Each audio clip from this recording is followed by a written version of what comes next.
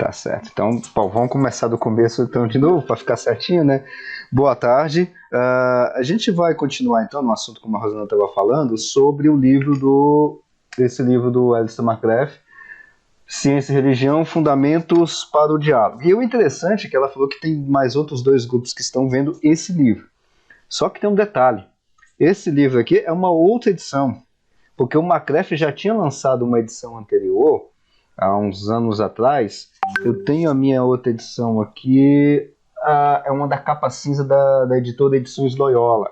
É uma edição de outra editora, que não é da Thomas Nelson Brasil, tá? É por outra editora, e esse já é, vamos dizer assim, quase que um segundo aviso, uma segunda edição sobre o mesmo assunto, tá?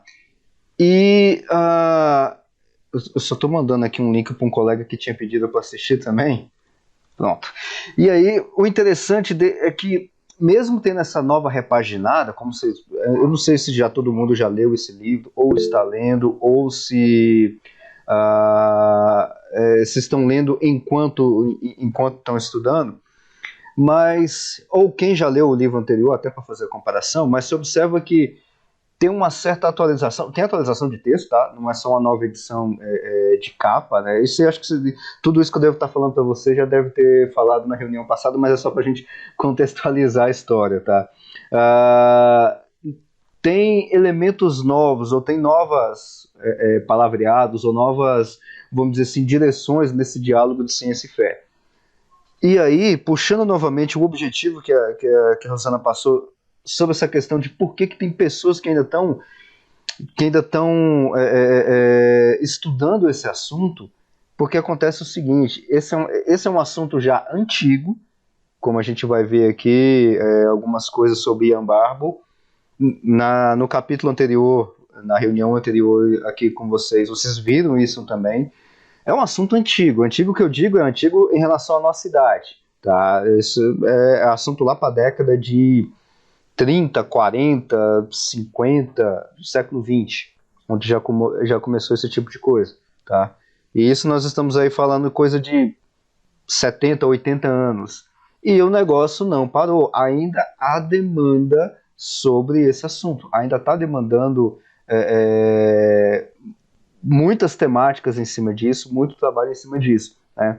Eu tinha mencionado que talvez alguns não saibam sobre essa edição. Bom, esse livro que vocês estão vendo aí, me dá só um segundinho, deixa eu ver onde é que eu encontro a minha edição, porque tem uma edição antiga, ele não tá aqui na minha mão, porque livro é igual o Robson, né?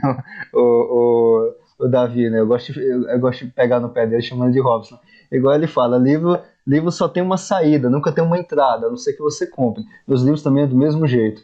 Eu pego, acabo emprestando meus livros para outras pessoas e vai indo. Ah, mas ele tá aqui, esse aqui.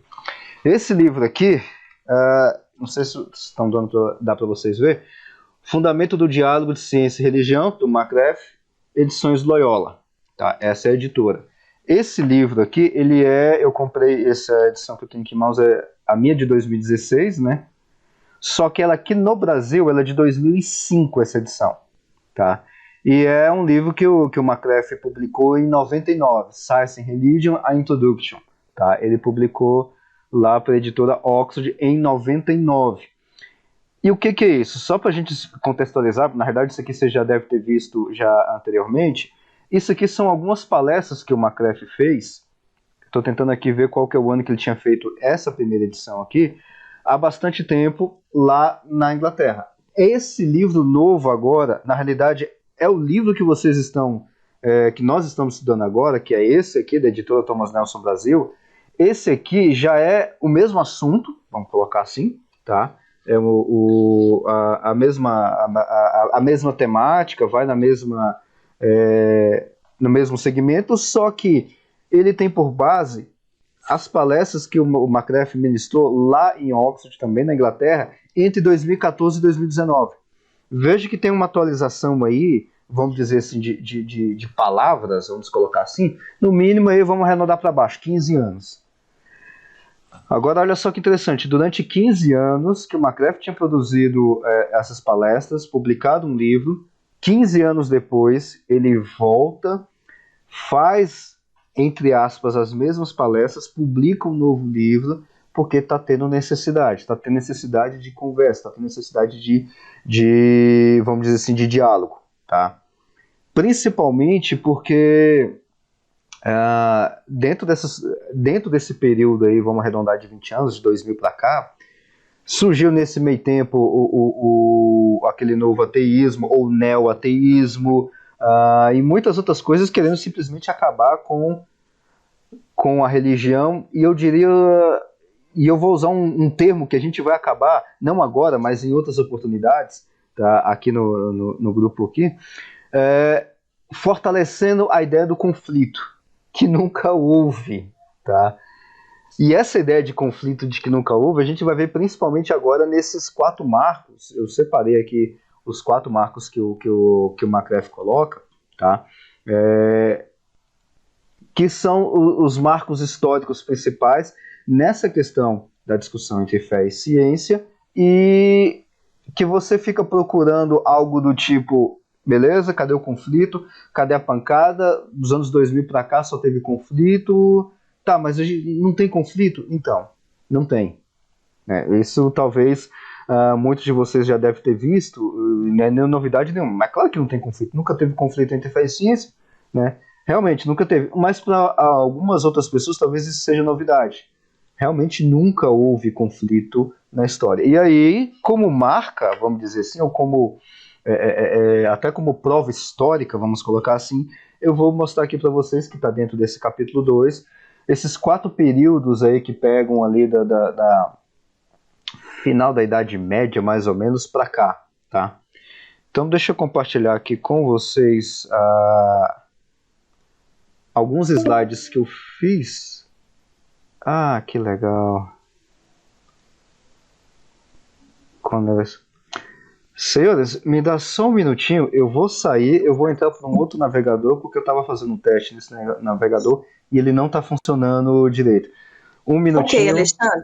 Eu já saio e volto novamente. Tá bom.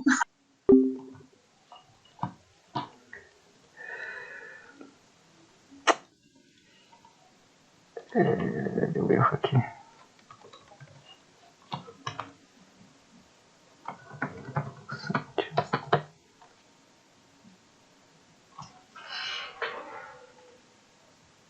Tem que habilitar.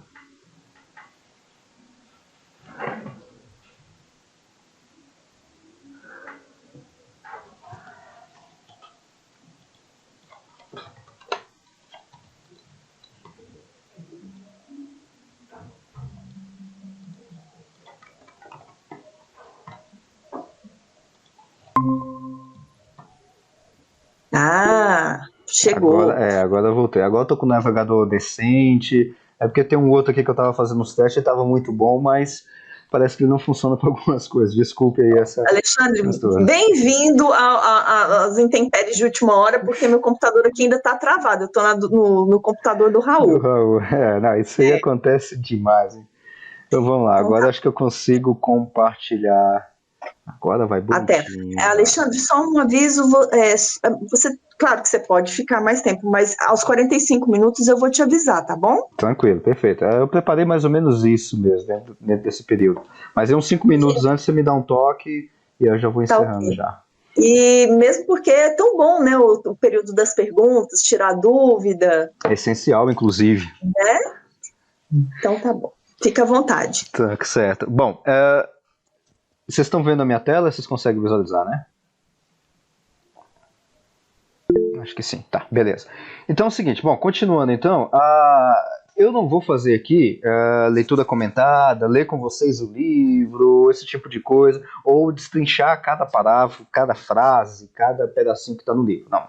Isso aí, o que eu fiz foi tirar alguns pontos, o capítulo é grande, eu tirei apenas alguns pontos que eu achei interessante, tem milhares de outras coisas que eu nem citei aqui, tá? E é justamente nesses pontos que eu quero apresentar para vocês, tá? Esses slides eu acabei esquecendo, devia ter lembrado. Eu esqueci de mandar para o Raul, mas caso vocês queiram, aqui eu só tirei quase tudo aqui, eu tirei justamente o livro, mas se alguém quiser esses slides e tudo mais, pode me pedir, ou pode pedir para o Raul, eu mando para ele depois, não tem problema algum, tá? Bom, então, indo no resumo, né, na parte da estrutura, é mais ou menos isso aqui que eu quero mostrar para vocês, uma coisa bastante simples, bastante rápida, inclusive, tá? Bom, o resumo do primeiro capítulo foi tudo isso que a gente conversou até agora, que a gente falou. E aí eu deixei 2 citações que eu tirei desse livro que eu achei muito boa, tá? Palavras do próprio McGrath. Nem a ciência nem a religião podem fornecer uma descrição total da realidade. Ou seja, se você for por uma ou pela outra de forma isolada, a gente não tem o quadro geral,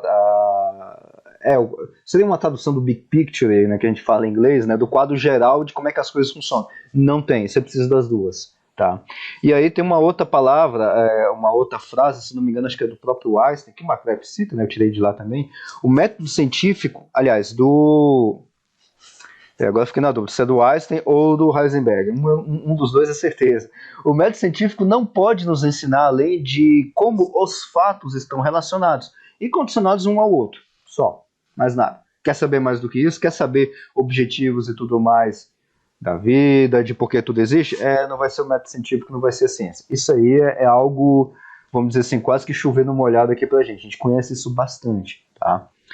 Bom, e aí tem mais um outro pedaço que você já deve ter visto no capítulo anterior, né, que são os modelos do Ian Barbour, né, o modelo do conflito, o modelo da independência, diálogo e integração, tá? Eu não vou mencionar isso aqui, que vocês já trabalharam com isso, tá?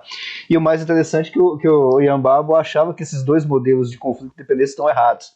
E os modelos de se trabalhar justamente são o do diálogo e o da integração. E o mais legal modelo de diálogo, ou modelo de integração, ou modelo de relacionamento entre fé e ciência já começar com conflito, é porque a relação não é nada boa, tá? Então, nesse ponto eu concordo bastante com o Ian Barbour, né? E aí tem outras maneiras de você imaginar a relação entre ciência e religião. Não tem esse cedilha aqui não, tá? E redigitação. Assim como não tem esse A mais aqui não. Rapaz, o computador me pregou umas peças, eu fui meus dedos mesmo. Perspectivas distintas, níveis distintos, mapas distintos e 2 abordagens complementares, né? Tudo isso relacionando a realidade como um todo, tá? Isso aí vocês devem ter visto já também no capítulo anterior, no primeiro capítulo. Então, o que a gente vai ver aqui hoje? Bom, de uma forma bastante sintética, né? É muito resumida, porque tem muito assunto. A gente vai trabalhar praticamente aqui do século XVI ao século XX, mais ou menos. Então veja aí que são 400 anos, tá, de muita história, e aqui eu vou fazer exatamente como o historiador faz. O historiador, ele pega a história, recorta um pedaço da história, dentro do recorte da história ele faz mais um corte e vai trabalhar com a palavra do recorte do recortado da história toda. É mais ou menos isso que eu quero trabalhar com vocês aqui hoje, porque tem muita coisa, tá? Tem bastante coisa dentro disso, tá? Então, é basicamente esses 4 períodos que eu quero trabalhar com vocês. Bom, antes de entrar nesses períodos, a ideia do conflito, né? A gente poderia, e aí eu já deixo o convite aqui, hoje à noite, por volta das 7 horas da noite, eu vou estar numa igreja lá no Nordeste, Igreja Presbiteriana, agora me passou o nome, mas o Raul tem até o link, descrição e tudo mais, descrição gratuita, tá? Então é tudo aberto. E lá, justamente hoje, nessa igreja, que vai ser online, né, eu vou falar justamente dessa questão do conflito. Isso aqui dá muito pano para manga, dá para a gente conversar aqui o resto da tarde tranquilamente, a questão da ideia do conflito. E o McGrath, nesse capítulo, ele vai citar um pouco, em outros capítulos ele vai detalhar um pouco mais, tá, dessa relação entre ciência e religião. Para começar, a coisa sempre foi muito complexa, não é do jeito que a gente imagina. Eu não gosto de ciência e a ciência está errada, vou tirar a ciência pela Bíblia e acabou. Não, a coisa não é assim. Ciência é coisa de fundamentalista, terrorista ou qualquer coisa do tipo. Não, isso é coisa de quem não tem o que fazer e tudo mais, ou de quem não entende de ciência. Não, a coisa também não é assim. Historicamente, a coisa não é assim. Não foi essa coisa tão simplista como muitos colocam atualmente, né? E a ideia do conflito, que o McCrath chama até de mito, né, ele foi inventado.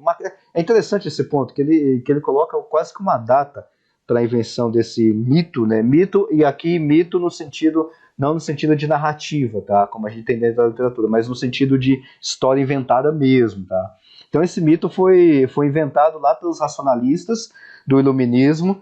Esses camaradas estão dando trabalho para a gente desde essa época, não é de hoje, não é do século XXI, tá? Que está aparecendo essas coisas de iluminismo, isso não é de hoje. Esses caras dão trabalho para a gente, eu digo no pior sentido da palavra mesmo, não só no sentido da relação entre ciência e fé, mas em relação à nossa própria vida em si. Tá dando trabalho para a gente há muito tempo. Veja que no final do século XVIII já começaram com essa história de conflito, tá? Outro erro de digitação é history, tá? É History of the Conflict Between Religion and Science, é um livro de 1874, escrito por John Draper, e tem esse outro livro aqui também, do Andrew White. Um desses livros aqui são 2 volumes, volume 1 e 2, e o outro é só um volume só, aonde esses 2 camaradas inventam... Assim, eu poderia usar uma outra palavra um pouquinho mais pesada, mas acho que talvez a mais leve seria essa, né? Inventam histórias, ou histórias com mesmo, de invenção mesmo, né, que tem conflito entre fé e ciência. Inclusive, eu tenho esses 3 livros, eu dei uma folheada nele, eu dei uma lida por ele, depois se alguém quiser pode me procurar e eu repasso esses livros, tá?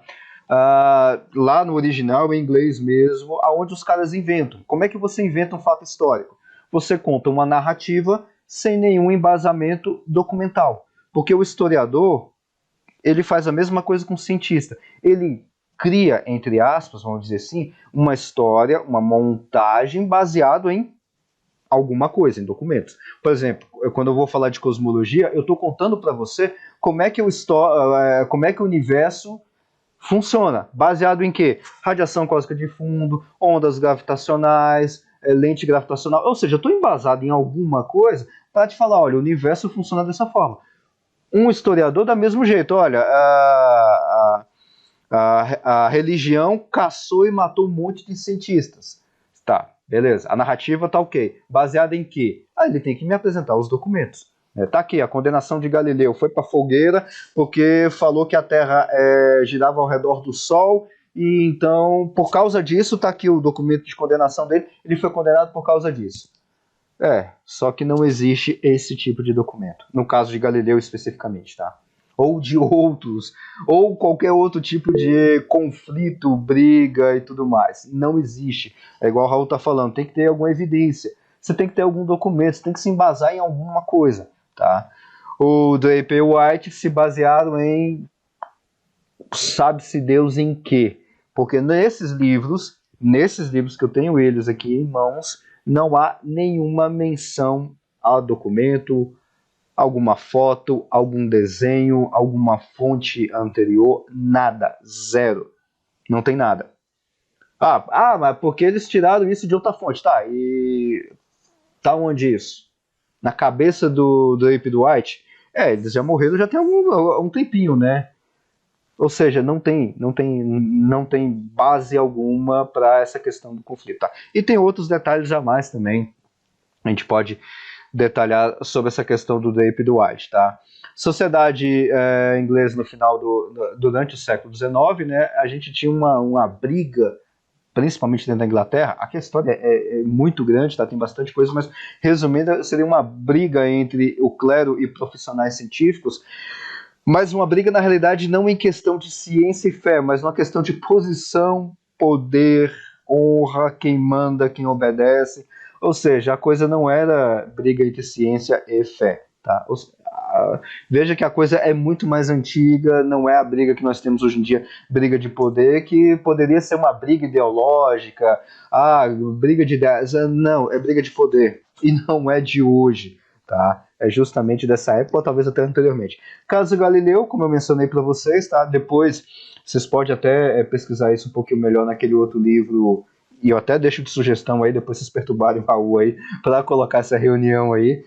Eu gosto de dar ideia, tá? Pro pessoal, para puxar o líder e falar, opa, vamos trabalhar isso aqui que o Alexandre falou, esse negócio parece interessante. naquele livro Galileu, Terra Plana. Eu coloquei ele aqui nas referências, tá? Depois você pode dar uma olhada. Galileu, Terra Plana e outros mitos sobre a relação de fé e ciência. Tá nessa mesma coleção da Thomas Nelson Brasil, tá? Em português, inclusive. Tá um livro muito bom e tem lá desmanchadinho o caso Galileu. O McCraft também cita essa questão do caso Galileu, tá? E o outro caso do Wilberforce e Huxley, naquela briga entre a teoria da evolução, Darwin ali no meio, e a literalidade das escrituras. Eu leio as escrituras de uma forma literal. Teve uma certa briga no meio disso, que poderia ser um conflito? Poderia, mas não é. Tá? Ali é briga de interpretação. Tá? Assim como o caso de Galileu, que não foi uma briga entre a religião perseguir Galileu, mas sim uma briga de interpretação. No caso de Galileu, não seria nem interpretação, no caso de Galileu seria a possibilidade de abertura de interpretação bíblica. Tá? Só para fechar esse. Eu acho que eu não coloquei aqui. Tá lá na frente, mais lá na frente um pouquinho, eu vou mencionar essa questão do Galileu novamente, porque o Galileu ali é da século XVII, né? O que nós tínhamos ali em 1600 e poucos, né? A gente tinha acabado de ter um problema, que era aquela questão do protestantismo, né? Lutero, Calvino, Zwinglio, então tava aquela confusão toda ainda por causa da reforma protestante. Tempos depois aparece um camarada abrindo a possibilidade de se ter uma interpretação científica que iria contra as interpretações bíblicas. E lembre-se que principalmente nessa época, a interpretação bíblica era submetida não ao povão, aos leigos ou aos padres e tudo mais, mas sim ao clero da igreja. Então, se abre uma possibilidade dessa, você está abrindo um precedente de novo de uma reforma protestante novamente. Não, pera, a gente não resolveu nem o problema da reforma protestante ainda em 100 anos antes, né, que foi de 1517, 1519, por ali. Aí já vem 1610, 1620, vem Galileu. Não, pera aí, Galileu, vamos conversar aqui. Ou seja, a briga ali na realidade era por interpretação e não pela questão da ciência ser caçada pela religião ou qualquer coisa do tipo. E isso a gente vai ver um pouquinho nos outros períodos, que não faz muito sentido. Se a igreja, e aí é um se gigantesco, que eu estou falando um se justamente por uma questão de achismo sem base alguma, se a igreja estava com intenção de fazer perseguição à ciência, o que ela fez na prática, que é o que é registrado, é completamente ao contrário. Não foi um tiro no pé, foi o corte dos pés completamente. Tá? E a gente vai ver isso aqui um pouquinho para frente, tá? Bom, século XVI até o início do século XVII, né, 1500 e pouco, até o início de 1600, a gente tem debates astronômicos, desenvolvimentos para o surgimento das ciências naturais. O que a gente tem ali? Só para dar uma contextualizada em algumas questões históricas. 1500 por ali, a gente tem no final, 1570, perto de 1600, nós temos o Kepler.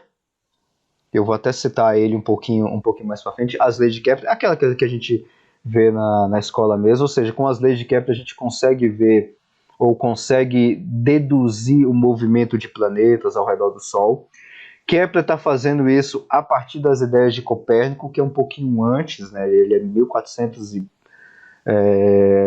final de 1400, 1480, por ali. Tá? Então, que é como se fosse uma troca do sistema geocêntrico feito por Ptolomeu lá no segundo século, segundo século é 180, 185. Então, não é uma troca suave, tranquila, mas não, são ideias, são pensamentos que estão surgindo e que dá uma revolução gigantesca. Só que a salvação de Kepler, vamos dizer assim, é que Kepler não era católico. Ele era, se não me engano, ele era luterano. Só isso já salvou a pele dele, porque de herege ele já era por natureza, só por ser luterano. Tá? Então nós temos aí todo esse surgimento das ciências naturais até aí, e outras coisas mais que teve anterior ao século XVI. Por exemplo, tradução para o latim de textos científicos, diversos textos científicos, né? por exemplo, das obras de Aristóteles, comentários de árabes que eles fizeram, traduções dos textos de Aristóteles para o árabe, tudo isso foi trazido, na realidade não no século XVI, mas antes disso, para o latim. E aí Aristóteles é quase que a base científica do que nós temos em até esse período de 1500, 1600, tá? Até esse período e um pouquinho antes, a gente tem a fundação das grandes universidades. Você tem ali em 1080, se não me engano, é a fundação da primeira universidade. Você tem a fundação da Universidade de Oxford, de Cambridge, na Itália. Ou seja, século XIV, XV já tem a fundação dessas universidades. Feitas por onde? Por um puxa. E aí eu vou fazer quase que uma brincadeira. Um puxadinho da igreja ali. Você faz um puxadinho da igreja onde você faz a escola, ensina as pessoas. Vamos dar uma expandida nesse puxadinho? E essa expandida nesse puxadinho é as universidades. Que elas são baseadas, ou tem por base a busca do conhecimento, não só nesse período, mas muito antes, das artes liberais. Tá? As artes liberais que não tem nada a ver com liberalismo econômico ou político. Tá? As artes liberais são aquelas artes que a gente vê no Triunvium e no Quadrivium. Tá? A lógica, a astronomia, a gramática, agora eu não vou lembrar o nome de todas elas, mas são 7 artes liberais. E até esse período aqui, você estudava para ser alguma dessas 3 coisas. Ir para a área do direito, ir para a área da medicina, para a área da teologia. Como é que funcionava a coisa? O moleque pequeno, ele estudava uma dessas duas, o Trivium ou o Quadrivium, agora estou tentando lembrar qual. Se não me engano era o Trivium que estudava primeiro. O menino estudava isso a partir dos 7, 8 anos de idade, né, e estudava isso até a sua adolescência. Depois ele fazia uma quase, entre aspas, lógica, gramática e retórica. Obrigado, Davi. Que é o do Trivium. Então ele fazia o Trivium até, vamos dizer assim, comparando com o nosso sistema de hoje, até o ensino médio. Tá? Depois o Quadrivium já seria na universidade. Mas o Quadrivium não é para formar o cara em alguma coisa. Ele tinha uma formação completa, que é o conceito de universidade, que a gente já perdeu isso atualmente. Para que você faz universidade hoje? Para eu ter uma profissão e ter um emprego? Não, universidade não é para isso. Tá? Aí, álgebra, aritmética, música e astronomia. Esse é o Quadrivium. Valeu, Davi. Então, esse seria isso. A universidade é para formar o sujeito, é para colocar o camarada para pensar, para ele fazer pesquisa, para ele desenvolver a ciência. Não para ele arrumar emprego, ou para, no caso que o Davi está colocando ainda. Na realidade, o cara nem precisa, vamos dizer assim, se formar para isso. Né? O camarada já entra já com esse objetivo. Mas você entra para lá para ter uma profissão. Não, mas para ter profissão você faz curso técnico, faz tecnólogo, faz qualquer outra coisa. Universidade não é para ter profissão. Universidade para que ela foi fundada, para ter a formação do ser humano de uma forma completa. Por exemplo, na minha faculdade de física eu não estudei lógica, eu não estudei aritmética nesse sentido, vamos dizer assim, retórica. Eu não estudei retórica. Eu estudei astronomia, mas não é no sentido de astronomia, nesse sentido que os camaradas pensavam, que música... o que é música? Eu não tenho a menor ideia do que é música dentro da física, a não ser lá da parte física da música, que é ondulatória. Não tem isso, tá? Eu não tive isso, tá? Então, universidade é justamente para formar o sujeito. Beleza, o camarada está formado, e isso vai até os 18 anos, perto dos 20 anos nessa época. E aí, meu camarada, você vai fazer o que da vida? Aí você escolheu uma área, que é como se fosse o equivalente nosso a uma pós-graduação, a um mestrado e um doutorado. Aí você vai fazer direito, ou medicina, ou teologia. Mas isso equivalente ao nosso mestrado e doutorado. Veja como o negócio é completamente diferente. Detalhe, dentro da igreja.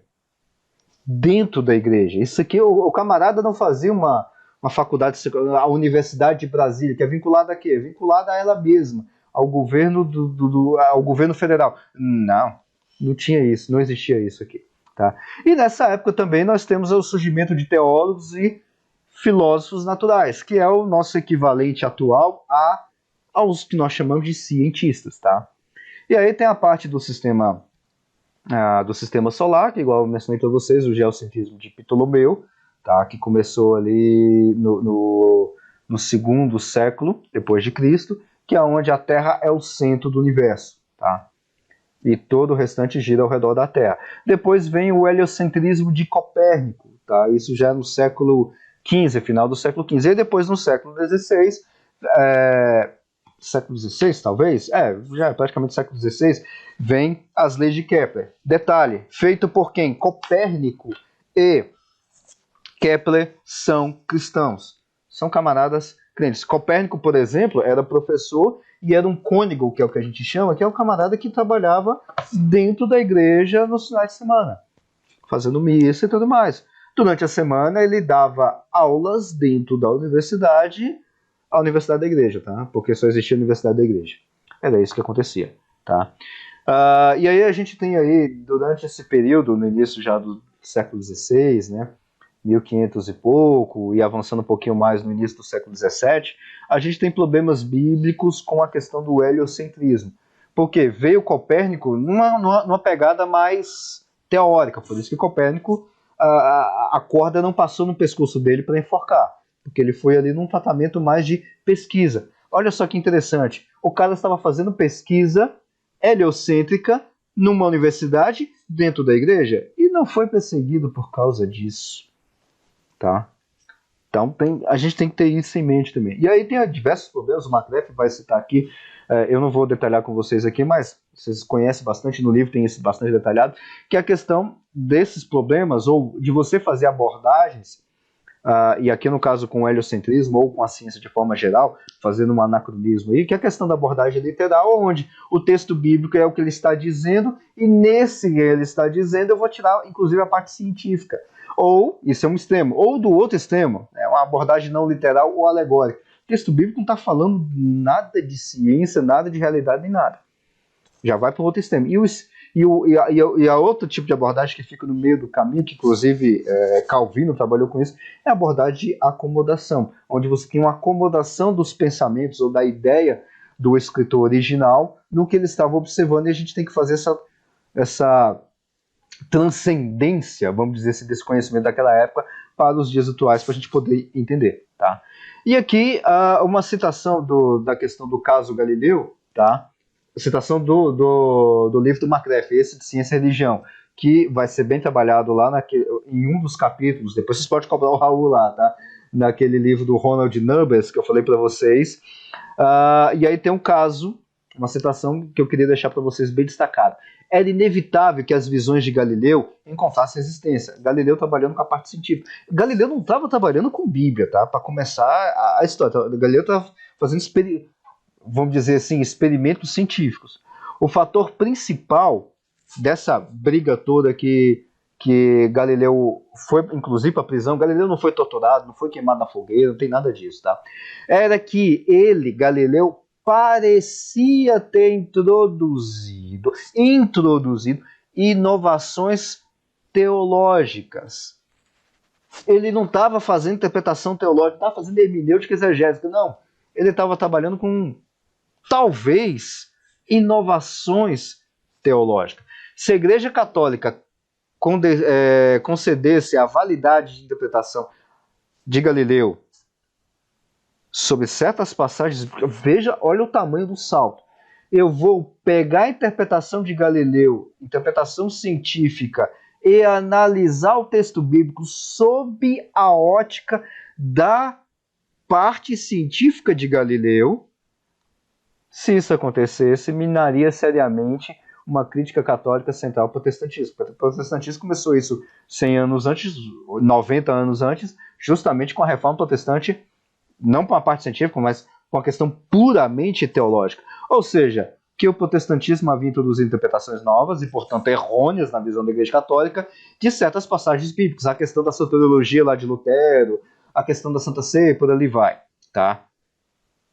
Quando a coisa despontou isso lá na Reforma Protestante, nós temos aí justamente isso, uma reforma. Nós temos um racha ou brigas. Agora, se abre de novo agora, não dentro da Bíblia, mas uma interpretação vinda da ciência, esse negócio vai dar ruim. Não vamos fazer isso não, Galileu. Não vem fazer isso não. Mas não era perseguição ao que você está fazendo. Mas se a gente deixar esse negócio do jeito que você está fazendo, vai vir influência para cima da exegese bíblica. E aí o bicho vai pegar para o nosso lado. Tá?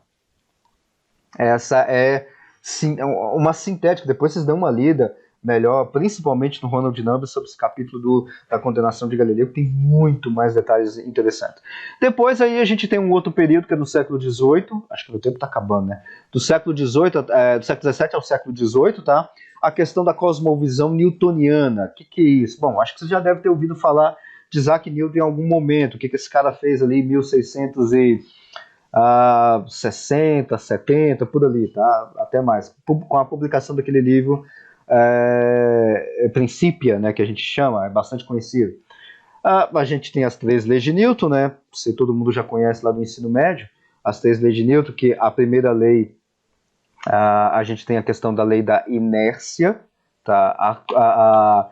Uma pessoa fica na cama e continua na cama se do lado de fora estiver frio, tá? É a primeira lei primeira lei de Newton, porque aqui em Brasília está começando a dar uma esfriadinha. Aí na região onde vocês moram, talvez já deve estar bastante gelada, tá? Aí para vocês. Mas aqui em Brasília, qualquer temperatura abaixo de 15 graus já começa a dar uma esfriadinha, né? Ainda não, mas o frio, se Deus quiser, vai estar chegando para vocês aí, né? Aqui está começando a dar uma esfriadinha. Então, ou seja, a primeira lei de Newton da inércia é um corpo permanece parado ou em movimento constante, agora falando um pouquinho mais técnico, tá? Se não tiver nenhuma força externa, tá? Segunda lei de Newton é a lei da questão da aceleração, ou daquela equação que todo mundo conhece, força igual massa vezes aceleração, tá? E a terceira lei é aquela lei não bata em uma parede, porque a parede vai bater em você, tá? É a lei da ação e reação. Não é a lei da ação e reação de pense coisas positivas e você vai atrair coisas positivas. Na realidade, se a gente for levar a terceira lei de Newton para esse caso, pense coisas positivas e só vai vir coisas negativas para o seu lado. Então, não dá muito certo você fazer esse tipo de associação. Que é a terceira lei, que é justamente da ação e reação. Ou seja, se você fazer um movimento numa determinada direção e sentido, você vai ter esse movimento ou essa mesma força na mesma direção, só que em sentido contrário e de mesma intensidade da força que você aplicou. São as 3 leis de Newton bastante conhecidas. Lei da gravitação universal, que todo mundo conhece, que é a lei que vai reger a queda de corpos, tá? A Lua, o movimento, inclusive pela gravitação universal, a lei da gravitação universal, Newton conseguiu deduzir as 3 leis de Kepler, tá? As leis de Kepler eram leis, vamos dizer assim, são leis puramente matemáticas. E através de um outro corpo teórico, Newton conseguiu derivar as leis de Kepler. E aí vai acabar caindo no grande problema, ou na questão da cosmovisão newtoniana, que o Macrae vai chamar, que aqui eu estou chamando de mecanicismo e deísmo. O que é isso? É chegar ao ponto de eu conseguir explicar todo o universo apenas com a mecânica newtoniana. E eu consigo explicar. Me dá a posição de todas as partículas existentes no universo todo. E eu vou dizer para você como é que elas vão se comportar. Inclusive, essa expressão, quem falou isso, tem um pouquinho de lenda no meio, mas acabou, tem um pouco de verdade nisso, é o grande Laplace, tá? Um matemático e físico, talvez muitos conheçam. Laplace elevou essa cosmovisão newtoniana ou mecanicismo ao extremo. Olha, me dá a posição de todas as partículas do universo. Todas elas. Só me dá a posição inicial. Eu quero saber onde é que elas estão em um determinado instante. Tá aqui todas elas. Beleza. Daqui para frente eu consigo saber para onde é que o universo vai. É mais ou menos essa ideia. Ou seja, é uma ideia de tudo que funciona como um relógio, tudo bem ajustado. E a ideia do deísmo, veja que é D de dado, é justamente essa ideia de um Deus que criou todo esse mecanismo, que criou toda a física newtoniana, o universo, posição das partículas, num determinado instante, está tudo certinho, deu corda, ou seja, colocou as leis de Newton e gravitação universal vamos arredondar aí, 4 leis de Newton, colocou em funcionamento, beleza, agora tudo vai funcionar perfeitamente, estou indo embora e o universo que continue funcionando. Essa é a ideia do deísmo, onde Deus cria, dá corda no relógio.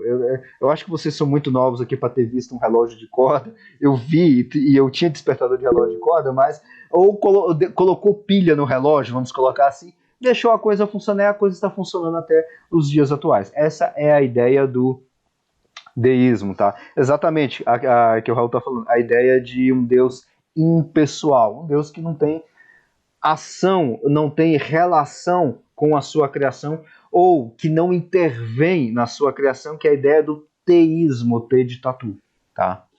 Bom, e aí nós temos também a publicação, ele fala um pouco também do William Paley, tá? Aqui tá a capa do livro, na realidade eu tenho esse livro também do William Paley, do Natural Theology, é um livro muito legal, onde fala essa ideia do relojoeiro, da questão do mecanismo e tudo mais, tá? O William Paley vai trabalhar com essa ideia de teologia natural, ou uma ideia que vai acabar caindo no deísmo de alguma forma, tá? Que é a ideia de você ter ou provar a existência de Deus a partir da natureza, diferente da ideia do teologia natural do McGrath, que vai fazer quase que um caminho inverso, tá? E aí nós temos também, bastante conhecido por vocês, as publicações do Charles Darwin, A Origem das Espécies e a Descendência do Homem, tá? Ali praticamente na segunda metade do século XIX, tá? Isso já é final do século XVII, século XVIII, e aí já arredondando, porque no século XIX tem uma certa tem uma influência completa dessa cosmovisão newtoniana, tá? E aí nós temos aqui Darwin, depois, isso dá um outro assunto, pode cobrar o Raul também aí. Vamos falar, sempre falta o inverno.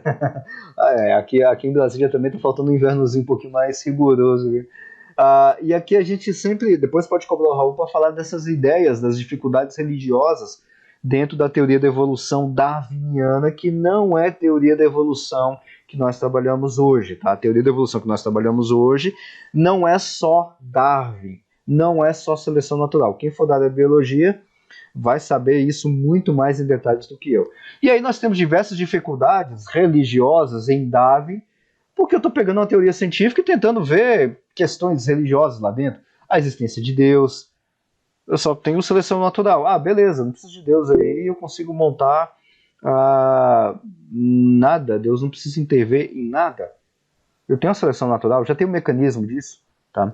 Interpretação bíblica, que sempre teve, tem até hoje, né? Imagine nessa época. E status da humanidade. O McGrath ele vai desmanchar um pouco mais esses pontos, tá? A questão do status da humanidade. Bom, a humanidade ela é a coroa da criação ou essa é mais um pedaço a mais da processos evolutivos aleatórios selecionados pela natureza?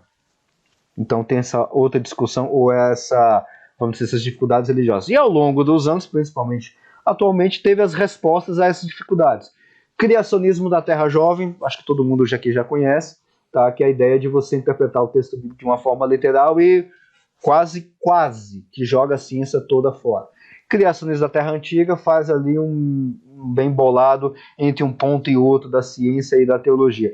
Design inteligente, que não é uma estrutura explicativa como criacionismo da Terra Jovem, da Terra Antiga e o criacionismo evolutivo, mas ela está mais com uma argumentação teleológica de como que as coisas funcionam a partir de sentidos, de propósitos, tá? E com isso joga-se fora também a teoria da evolução de Darwin, seleção natural e tudo mais. Eles aproveitam alguma coisa da teoria da evolução. Criacionismo evolutivo é o que tenta fazer o evolucionário, o McGrath usa até um outro termo de teísmo evolutivo, se não me engano, é onde tenta fazer uma ponte um pouquinho mais arrumada entre teologia e ciência, sem jogar fora tudo. E aí, por último, que é século XX, eu vou passar aqui muito rapidamente, que acho que meu tempo já estourou, tá? E aí a gente pode conversar isso, que é a parte que vamos dizer assim, é onde teria muito mais assunto, tá? Tem muita coisa boa de se trabalhar aqui, mas eu vou deixar apenas de citação, e eu vou fazer algumas citações em questões de curiosidade. A gente pode conversar isso em outros momentos, especificamente sobre essa questão de cosmologia quântica. Um parênteses, eu estou puxando essa sardinha todinha para para essa brasa de cosmologia, porque foi a área onde eu tive a minha formação em física, tá? Por isso que eu estou falando que é a melhor área e rasgo seda para essa área justamente por causa disso, tá? Fecha parênteses. No século XX, então, a gente tem diversas coisas, diversos momentos aí, marcos muito significativos. Por exemplo, para começar, a grande controvérsia de 1920. McCreff não cita isso, tá? Mas eu vou citar para vocês aqui. Que é a ideia de qual é o tamanho do nosso universo. Tem aí se você pesquisar depois na internet, um negócio chamado de nebulosas. E alguma dessas nebulosas tem nomes. Por exemplo, Galáxia de Andrômeda. Galáxia M87. Então, até essa época de 1920, a gente não sabia se essas galáxias, falando de uma forma um pouco anacrônica, ou essas nebulosas, faziam parte do nosso universo, que é a nossa galáxia Via Láctea, ou estava fora do nosso universo. Agora, tem 100 anos essa discussão. Então teve uma grande controvérsia entre dois caras, um era o Shapley e o outro era o Kurtz, levaram essa briga toda, essa discussão teórica, observacional, os dois eram astrônomos, para observações ali e tudo mais, a conclusão que chegaram é que não tem conclusão. A gente não sabe se essas nebulosas que nós estamos observando, que hoje em dia nós sabemos que são galáxias, estão dentro da nossa galáxia ou estão fora da nossa galáxia, em questão de distância. Inclusive, no ponto 3 aí, futuramente o Hubble vai chamar, não o Hubble, mas o Hubble vai colocar isso também, de universos ilha, que são essas galáxias ou essas nebulosas que estão do lado de fora do nosso universo. Tá? Nós temos também, entre 1916 até 1936, desenvolvimento da relatividade geral e o nascimento da cosmologia da forma como nós temos hoje, século XXI, feita por Friedman, Lemaitre, Robertson e Walker. Tá? O Lemaitre, ele é um padre católico que está nesse meio e que é considerado, como que eu vou mencionar lá na frente, o pai da teoria do Big Bang. Baseado, em conjunto com Friedman, Robertson, Walker e baseado na relatividade geral e nas equações de Einstein, eles fundam a teoria do Big Bang. Lemaitre, um padre católico, um crente que durante a semana dava aula de física e matemática e nos finais de semana pregava na igreja, tá? Ou seja, é um outro grande marco muito interessante nessa parte de relacionamento entre fé e ciência. Hubble, que é um dos responsáveis, vamos dizer assim, pela parte observacional do que nós temos no universo hoje. O McCreff acho que nem cita Hubble. Esses camaradas aqui também, Friedman, Robertson, Will Walker, também ele não cita, tá? Então eu estou citando aqui algumas coisinhas a mais para vocês. Hubble, então, é a parte da observação da cosmologia. Isso aqui ele vai citar um pouquinho, de uma forma muito dispersa, tá? Alfred, Hermann, Bethe e Gamow, que foi quase que os caras que previram ou fizeram previsões da teoria do Big Bang, fundada ou feita por Lemaitre e seus colegas, de forma separada, né? Anos antes, tá? E aí teve muitas brigas. Einstein, por exemplo, brigava com o Lemaitre por causa disso, porque a ideia é que o Lemaitre estava colocando criacionismo na física. Olha só que interessante. E aí, por caldo dar mais uma engrossada vem o Fred Hoyle e falou: esses caras aí fizeram a tal da teoria do Big Boom, de um negócio que tem começo, o universo tem começo. Conversa, o universo não tem começo. O universo ele é eterno, ele é estacionário. Tá? E a culpa é desse padre aí que está fazendo isso. O padre aqui em questão é o Lemaitre. Tá? E aí ele fez a ideia do universo estacionário que nunca teve nenhuma evidência. Tá? Radiação cósmica de fundo, o McCreff vai citar bem rapidamente, que partiu da teoria em 1948, justamente por esses camaradas aqui, Alpha, Hermann, Bethe, Gamow. Tá? Na realidade são vários artigos na década de 40, e na prática, ou seja, da teoria até a prática mesmo é a observação da radiação cósmica de fundo, feita por Penzias e Wilson em 1965. Em 1978 eles até ganharam o Nobel de Física por causa disso. Tá? Teoria do Big Bang, e aí eu já vou concluir, desculpa ter estourado completamente o tempo, mas é porque tem algumas coisinhas aqui que eu queria deixar para vocês em mente. Eu não vou falar ainda está no tempo, beleza. Não vou falar da teoria do Big Bang, eu não vou desmanchar a teoria do Big Bang, mas eu quero deixar apenas alguns detalhes científicos que são relacionados Fim de 5 minutos. Valeu, Raul. Então, consigo concluir tranquilamente. Que são relacionados com a questão da teologia. Lembra daquela parte inicial que eu falei, ou que vocês até estudaram, que ciência e eu vou falar aqui fé cristã, ou cristianismo, tá? Porque eu estou funilando, a religião de uma forma geral, mas eu estou funilando aqui para uma questão mais cristã. Ciência e fé, elas não, de forma separada, dão conta de todo o quadro. Você precisa de uma coisa meio que junta para poder entender tudo. A teoria do Big Bang vem justamente nisso. Porque a teoria do Big Bang, o McCarthy vai acabar citando um pouquinho disso, né? Lambda aqui, a tradução do livro ficou escrito como lambda, tá? Mas a gente não escreve lambda como está escrito no livro. A gente escreve a letra grega lambda maiúscula, tá? Lambda CDM é a base da teoria do Big Bang. Eu não vou adentrar nessa questão aqui, porque isso aqui tem relacionado à questão da expansão acelerada do universo, que é o lambda, e o CDM é Cold Dark Matter, que significa a parte de matéria escura fria. Depois a gente pode entrar em outro momento para detalhar o que seria isso. Essa é a base da teoria do Big Bang. E a teoria do Big Bang vai dizer que o início do universo, a teoria do Big Bang está relacionado à evolução. Não fala do nascimento, mas fala da evolução do universo. O início do universo é um início quente, denso, e tem aquele negócio que a gente conhece, ou que a gente ouve falar de singularidade cósmica, que as densidades são infinitas, aquela coisa toda. Isso é um problema matemático. Não é um problema físico, tá? Eu sempre gosto de falar, de jogar essa bomba para os matemáticos, porque isso não é problema físico, isso é problema matemático. Deu valor infinito. Matemático, se vira, porque não existe coisas infinitas em física, tá? A gente vai ter que se virar para fazer as soluções matemáticas, né? E aí tem outros processos dentro da teoria do Big Bang, que é a questão de nucleossíntese primordial, que é o nascimento de partículas, de átomos e tudo mais, até descambar para a evolução galáctica, nascimento de estrelas, nascimento de planetas, nascimento de galáxias, até chegar aos nossos dias atuais. E veja que isso é toda a parte científica. E veja que em momento algum eu estou falando por que isso aconteceu. Ou qual o objetivo de tudo isso ter acontecido. E ainda mais um pontinho, o ponto final em cima dessa problemática, né? Cosmologia quântica. Isso aqui é lindo mesmo, viu?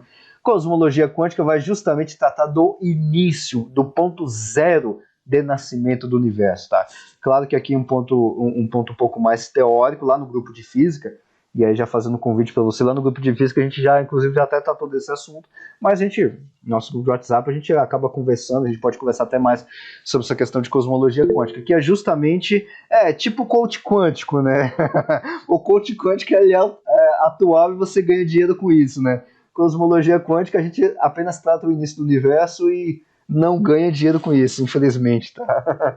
Vai tratar do início do universo, mas nem dentro da cosmologia quântica a gente fala de objetivos ou por que o universo nasceu dessa forma ou não de outra forma, por isso que eu coloco aqui os inícios teóricos no plural, porque a gente não sabe exatamente com qual processo o universo nasceu, mas se ele nasceu desse, por que não do outro? Então veja que esse tipo de pergunta não cabe dentro da ciência. Aí nós precisamos da fé, justamente para fazer essa parte complementar. Bom, então, concluindo, ao princípio de incerteza da profissão. Exatamente, a profissão quântica bem de uma forma bastante destacada, tá?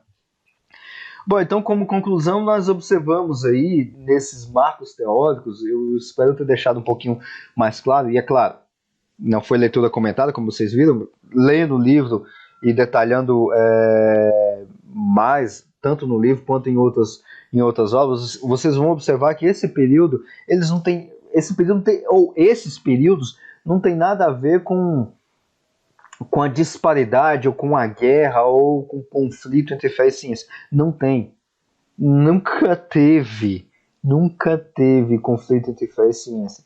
E sempre teve uma parte de diálogo, ou mesmo, na pior das hipóteses, uma tentativa de diálogo em alguns momentos. É claro que teve algumas brigas, sim, óbvio, teve brigas, tem gente que esbraveja, diz que a ciência não presta, diz que a religião não presta, que a Bíblia não presta. Não, isso sempre teve. Não é coisa nossa de agora, não é coisa do Wilberforce com Huxley, não. Não é coisa dos principalmente, não só, mas principalmente dos fundamentalistas dali de 1960 em diante, ou do pessoal do criacionismo da Terra Jovem, que vai brigar com a ciência, vai dizer que a ciência está tudo errada, é coisa de ateu, ou como já me chamaram também de ateu dentro de igreja, ou de herérico. Não, a briga, esse tipo de coisa sempre teve, que são questões, vamos dizer assim, de interpretação. E aí eu puxando a Deborah Hassman, talvez vocês devem conhecer, naquele livro Teste da Fé, os cientistas também creem, que ela vai falar, olha, a gente, ela não fala isso, mas eu estou colocando palavras a mais do que ela fala, a gente tem conflito entre pessoas e interpretação entre pessoas, tá? O conflito está aí, ou seja, a gente sempre tem conflito quando nós temos algum problema de interpretação, ou problema de interpretação bíblica, ou problema de interpretação científica, ou problema nas duas interpretações. Sim, as duas interpretações dentro de uma pessoa pode estar errada, tá? E aí a gente vai ter conflito, sim, mas é conflito entre pessoas. Não é conflito entre fé e ciência. Nunca teve. E a história está justamente aí, como o McCreff mostrou, está justamente aí para deixar mais explícito de que não tem essa questão de conflito, tá? Bom, então aqui tem uma bibliografia que eu estou colocando alguns livros adicionais que vocês podem ler até para complementar esse assunto, tá? Os Territórios da Ciência e da Religião, do Peter Harrison, tá? É um livro da editora Ultimato, da coleção nossa que a gente fez lá com a Ultimato. Ciência e Religião, também do Peter Harrison, da editora Ideias e Letras. Deus e Darwin, do McCreff, vai trazer um pouquinho mais de discussão sobre essa questão de conflito, mas voltado mais para uma questão mais biológica. O livro que eu falei para vocês depois cobrarem o Raul aí, tem muitos temas que dá para ver lá dentro. É esse livro aqui, Terra Plana, Galileu na Prisão e Outros Mitos sobre Ciência e Religião. São vários artigos que o Ronald Numbers ele condensou nesse livro, tá em português, está na nossa coleção também com a Thomas Nelson Brasil. Tá aqui os meus contatos, caso vocês queiram tirar. O Ronald Numbers é matemático, né?